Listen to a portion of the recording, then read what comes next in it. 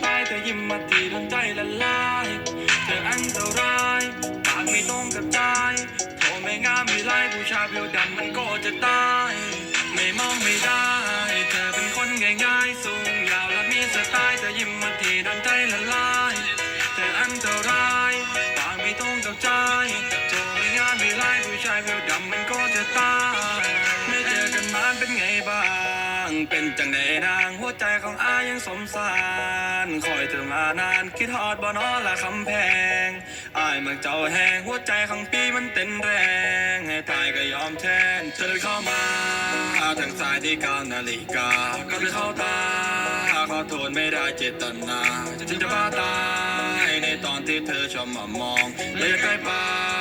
ไม่ได้สักทีคงไม่ยอมไม่มองไม่ได้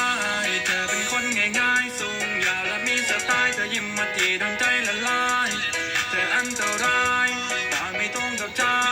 โจไม่งานไม่ไล่ผู้ชายผิวดำมันก็จะตายไม่มองไม่ได้เธอเป็นคนง่ายๆสูงยาวและมีสไตล์เธอยิ้มมาทีโดนใจละลายเธออันตรายปากไม่ตรงกับใจโจไม่งานไม่ไล่ผู้ชายผิวดำมันก็จะตายไม่มองไม่ได้เลยคนดีแค่เพียงเธอยิ้มและมองมาสายตาอ่อนหวานกำลังดีอยากอยู่แบบนี้ตลอดกาลมาจากไหนช่วยบอกทีเป็นคนอีสานหรือคนกลาง